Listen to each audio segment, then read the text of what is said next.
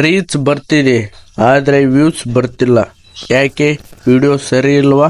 Point number 1 ನೋಡಿ ಸ್ನೇಹಿತರೆ, ನಮ್ಮ ಚಾನಲ್ನಲ್ಲಿ 1 ಥಂಬ್ನೇಲ್ ಸರಿ ಇದೆ, 2 ಕಂಟೆಂಟ್ ಸರಿ ಇದೆ, 3 ಎಡಿಟಿಂಗ್ ಸರಿ ಇದೆ, 4 ಟೈಟ್ಲ್ ಆ್ಯಂಡ್ ಟ್ಯಾಗ್ಸ್ ಎಲ್ಲನೂ ಸರಿ ಇದೆ. ಆದರೆ ವ್ಯೂಸ್ ಆ್ಯಂಡ್ ಸಬ್ಸ್ಕ್ರೈಬರ್ಸ್ ಏಕೆ ಬರ್ತಿಲ್ಲ? ನೋಡಿ ಸ್ನೇಹಿತರೆ, ನಾವು ಮಾಡೋದು ಮೊದಲನೆಯ ತಪ್ಪು ಅಂದರೆ ಎಲ್ಲ ಸರಿ ಇದೆ ಅನ್ಕೊಳ್ಳೋದು. ಇದು ನಮ್ಮ ಮೊದಲನೆಯ ತಪ್ಪು. ನಾವು ಮಾಡೋ ಎರಡನೆಯ ತಪ್ಪು ಅಂದರೆ ನಮ್ಮ ಪ್ರಾಬ್ಲಮ್ಗೆ ನಮ್ಮ ಹತ್ರನೇ ಸೊಲ್ಯೂಷನ್ ಇರುತ್ತೆ, ಅದನ್ನು ತಿಳ್ಕೊಳ್ಳಾರ್ದು. ಇದು ಹೇಗೆ ಅಂತ ನಿಮ್ಮ ತಲೆಯಲ್ಲಿ ಓಡ್ತಾ ಇರ್ಬೋದು. ಆದರೆ ಸ್ನೇಹಿತರೆ, ನಮ್ಮ ವಿಡಿಯೋಗೆ ರೀಚ್ ಬರ್ತಿದೆ, ವ್ಯೂಸ್ ಬರ್ತಿಲ್ಲ ಅಂದರೆ ಇಷ್ಟರಲ್ಲೇ ತಿಳ್ಕೋಬೇಕು.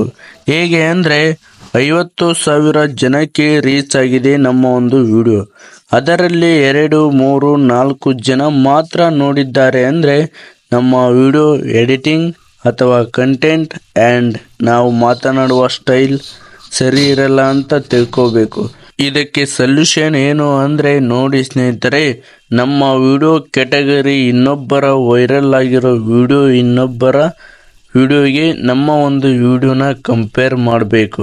ಅವರ ವಿಡಿಯೋಕ್ಕೂ ನಮ್ಮ ವಿಡಿಯೋಕ್ಕೂ ಏನು ಡಿಫ್ರೆಂಟ್ ಮತ್ತು ಅವರ ವಿಡಿಯೋ ಯಾಕೆ ವೈರಲ್ ಆಗಿದೆ ಮತ್ತು ನಮ್ಮ ವಿಡಿಯೋ ಯಾಕೆ ವೈರಲ್ ಆಗಿಲ್ಲ ಅನ್ನುವುದನ್ನು ನಾವು ಅರ್ಥ ಮಾಡಿಕೊಂಡು ನಾವು ಏನೇನು ತಪ್ಪು ಮಾಡಿದ್ದೀವಿ ಅದನ್ನು ಸರಿ ಮಾಡಿಕೊಳ್ಳೋದು ಹೋಗುವುದೇ ಸೊಲ್ಯೂಷನ್.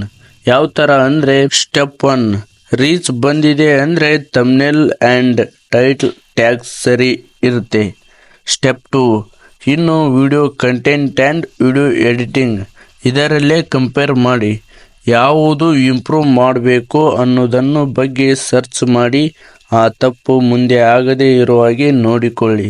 ನೋಡಿ ಸ್ನೇಹಿತರೆ, ನಮ್ಮ ಒಂದು ವಿಡಿಯೋ ಇಷ್ಟವಾದರೆ ತಪ್ಪದೇ ಲೈಕ್ ಮಾಡಿ ಮತ್ತು ಸಬ್ಸ್ಕ್ರೈಬ್ ಮಾಡಿ ಮತ್ತು ಬೆಲ್ ಐಕನ್ ಕ್ಲಿಕ್ ಮಾಡಿ. ಏನೇ ಡೌಟ್ ಇದ್ದರೂ ಕಮೆಂಟ್ ಬಾಕ್ಸ್ನಲ್ಲಿ ಕಮೆಂಟ್ ಮಾಡಿ.